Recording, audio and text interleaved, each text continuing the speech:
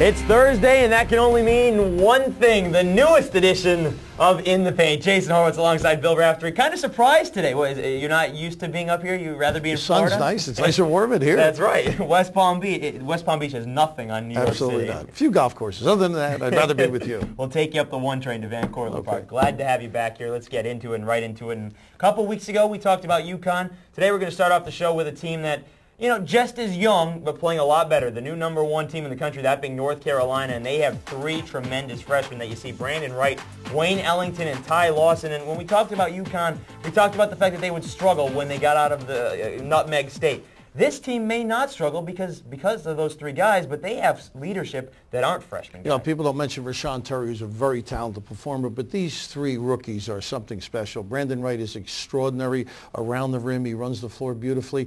And they also have some senior veteran experienced people right here. Hansbrough, a very aggressive performer around the rim. Some people refer to him as a little out of the norm because his eyes are so focused, but Wright's a guy who can finish. They've got Ellington, who's a terrific shooter. I think the nice thing about Ellington and Lawson, they're going to be there for a while. Lawson can run the show, and the combination of Frazier and Lawson really gives them some flexibility. And Green, too, who I love to watch play. He never gets a mention, but he's a terrific passer, great feel for the game. So Roy does have some people that are getting better, and the right time of the year as you get into conference. I think that mix of freshman, sophomore, and then Rashawn Terry and some of the other couple of seniors who don't have the mention, like Wes Miller, but guys that they can definitely play basketball. And you mentioned it earlier, they can go 10, 11 deep. It's a nice mixture, the old and the young. I mean, a nice little combination. But I think that what he's done, too, is pared down minutes, Roy, and that helps them as they get into conference. There's so much talent. It's extraordinary. You turn to somebody, they can step up and do the job for you. Yeah, and that ACC is so talented and so balanced. And let's get into it right now because the team that nobody expected this much out of is Clemson. The only undefeated team left in college basketball in Division I, 17-0, tying the best start in school history, that from the 1986-87 team. But now they hit their tough stretch. They go to Maryland, they host UNC, they host Boston College, they go to Duke. Those are the next 4 games. What do you expect out of Oliver Purnell's? Oliver Purnell, you know, Maryland, of course, having been beaten by Miami, you're going into a nest here. You talk about guys playing in a different orbit. He gets a little upset too, Gary Williams, so his team will be ready. And I think this is where he'll find out a little bit about his team. Mays came up. They had a great situation play to win the Georgia Tech game. Half-court turning, going all the way, part the seas. Nobody challenged them. And KC Rivers, they're gaining confidence. They will be there, though. This is a solid basketball team. I think they've guaranteed themselves an NCAA bid. And that's early in the year to go. Very early. No longer on the bubble. Especially after last year when they went 11-0, and, well, then the season, the bottom kind of just fell out. But, you know, that ACC is just so balanced. You talked about Georgia Tech and the win for Clemson over Georgia Tech. The Yellow Jackets just beat Duke, and the Blue Devils now 0-2 in the ACC for the first time since 95-96. But they have a good coach. They'll turn things around. I think they'll be okay. All right, let's turn to another, the big game of the weekend, or at least it was supposed to be, and it was supposed to be Ohio State-Tennessee. But both these teams have lost, and we'll start with Ohio State here. And of course, Greg Oden, the big guy, and the guy for Ohio State. They have 4 freshmen. You're seeing all kinds of interior play there, and then you see Greg Oden. This is a game against Florida. Against Tennessee, though, a team that likes to pressure the ball, likes to cause turnovers, likes to score a lot of points, will he be able to be as effective? Well, I think the key is getting it over the timeline and getting him involved. And, you know, Conley's a very talented player. This is a good basketball team. Lewis and Harris are guys that we don't talk about because of the great freshmen. So, yeah, I think they'll be able to get over the timeline. It's interesting to watch this press of Tennessee. It reminds you of Tom Davis. And, of course, Bruce Pearl had played for, coached under him.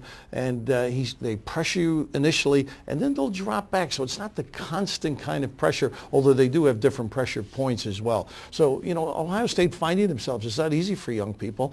And Bruce Pearl's got solid play. I love Dane Bradshaw because he does so. We know Lofton can shoot the basketball, and they've got the ability to do some other things with Smith on the floor as well. But you know, Bradshaw's the heart and soul. He's the guy that makes the plays, gives it up, and I think Tennessee might be a little more experienced, which should help them in this game. They also have 2 very good freshmen as well, in Duke Cruz and Wayne Chisholm. Cruz has been tough on the glass. Yes, he has. Yes, he has. They're going to need to use those big bodies, those 2 freshmen, to get inside and and stop Odin and Hunter as well, who has been very good for Ohio State. All right, one of the other games this weekend that may be going under the radar here would be one in the Colonial Athletic Association. We bring this up because last year, George Mason made a run to the NCAA tournament, something that nobody expected. Nobody even thought George Mason deserved to be in the NCAA tournament, but then after beating UConn, a game you called. Great footage here. I don't hear the announcers. We're looking for Bill Raftery and Vern Lundquist there, but George Mason making the run to the Final Four. This year, the Colonial Athletic Association, maybe not as deep, but the two top teams, Hofstra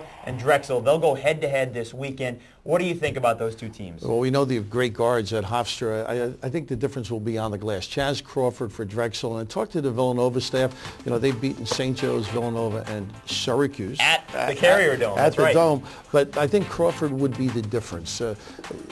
Bashir Mason is one of these kids that sort of epitomizes the coach. Bruiser's a guy that's very aggressive, in your chest, an aggressive player.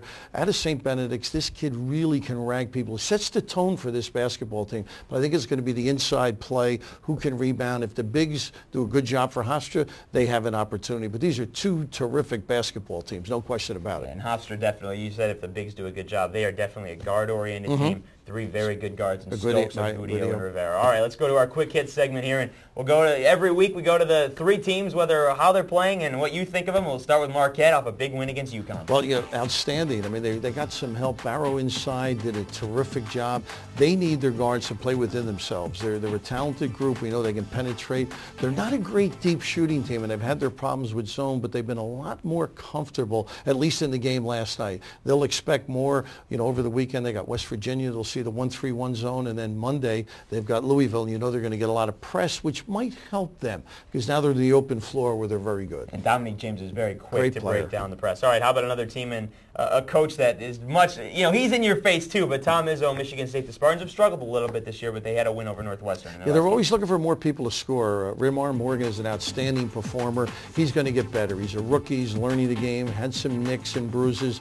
But Drew Neitzel is one of those kids that, years ago they thought he wasn't good enough to run the point for this team, but he has a great feel. He's a scorer. He's a combo guard, and there is a toughness. They look like they're rebounding and as aggressive as the old Tom Izzo teams. Yeah, and Drew Neitzel leading this team in scoring. He's the guy that they need to put the points on the board for Michigan State. All right, the other one here, USC, and we're not talking football. This is the Trojan teams that plays UCLA on Saturday, a team that'll play without Josh Shipp.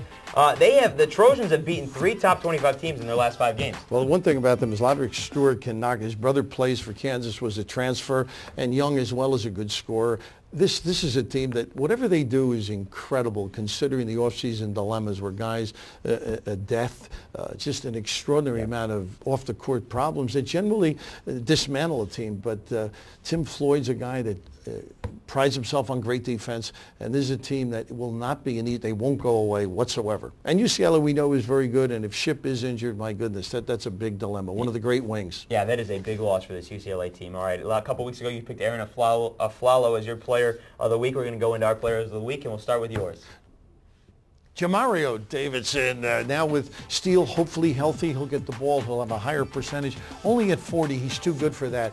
He's got to play and enjoy it. I think that's been the problem. He's had so many off-the-court issues. It's really limited his basketball. But coming down the stretch, he's got to play big. They could be a factor come NCAA time. And, of course, none of those off-the-court issues his fault. But, with the death of his sister, and with the death of his brother. And his girlfriend as well. All right, my player of the week, we're going to go to Boston College and Jared Dudley. And a team that really doesn't have the toughest of the ACC, but as we already talked about today, the ACC is tough top to bottom, and I like Jared Dudley. He's a very talented guy. He does whatever they ask. If they need a layup, an assist, a post-up, a rebound, he's the guy for them. Yeah, and he's the catalyst, and now that Craig Smith is in the NBA, has to be the guy for Boston College this season. All right, that's In the Paint for this week, Thursday. Don't forget, we are always on demand at CBS Sportsline, and you can catch Bill and I on YouTube as well. Until next week, folks, take care.